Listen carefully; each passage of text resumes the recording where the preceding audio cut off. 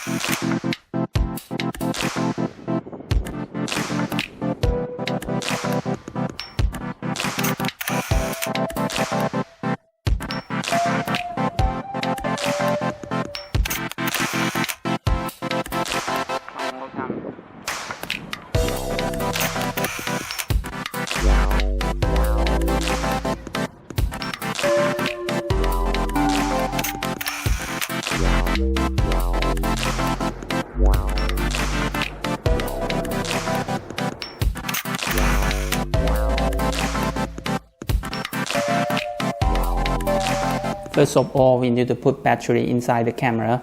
Battery is not a must, but if you want to use the auto exposure, you have to install battery. What you need is a LR625 battery, also known as the 625A. You can also use the 675 hearing aid battery together with an adapter. Both are fine.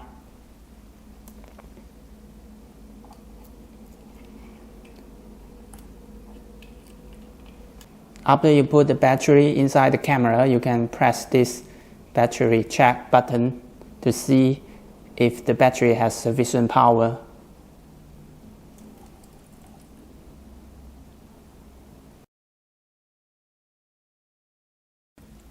Loading film into the QL17 is easy thanks to the quick loading design. First, you need to raise the film rewinder. Put any roll of 35mm film inside the camera and leave the film leader over here like this. By closing the film door, you also bring down the quick loading cover to hold the film in place, and the quick loading system will do the rest of the work.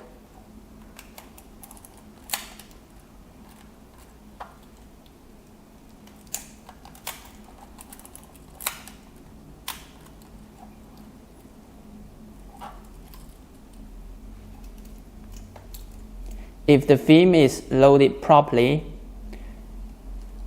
this film transport indicator will flicker. The small window indicates whether the film is wound up. It turns red when the camera is ready for a picture. It turns white when the shutter is released.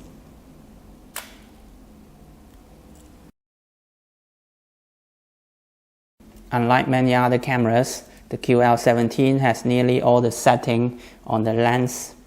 After you put the film inside the camera, you need to do your ISO setting. What you need to do is to use your fingernail to press this lever to do your ISO setting, which is a bit difficult to do. Right now we are at the correct ISO. This black ring is to control your shutter speed.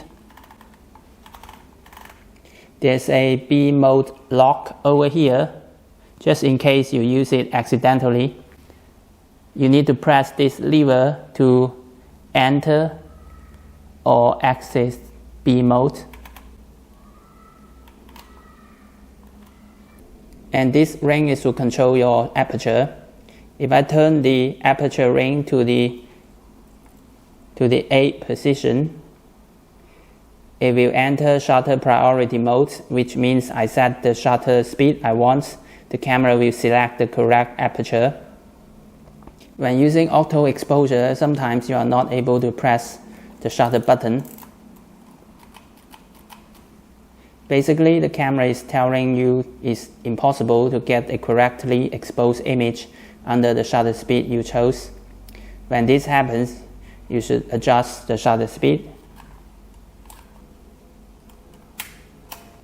In fact, the camera gives you a simple guidance on what shutter speed you should use. This symbol on the lens means indoor, cloudy day, and sunny day respectively. For instance, if you are using the ISO 100 film, the ideal shutter speed will be 30 indoor, 125 cloudy day,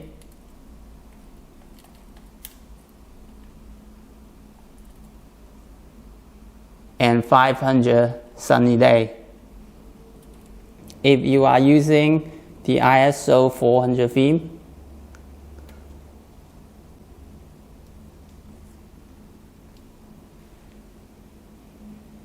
you will find that you cannot turn the ring to sunny day because the camera cannot take images with ISO 400 film in sunny days.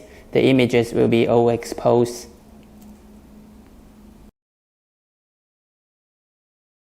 Look through the viewfinder and turn the focusing lever. The subject is in focus when the double image merges into one precise image in the center of the viewfinder. When buying this camera, please pay attention to the rangefinder patch to make sure it's bright, clear, and totally usable. After you finish a roll of film, you should press the rewind button underneath the camera and turn the film rewinder clockwise until the film is completely rewound into the canister, which can be determined by looking at the film transport indicator. Once the indicator stops flickering, it's safe to open the film door and take the canister out.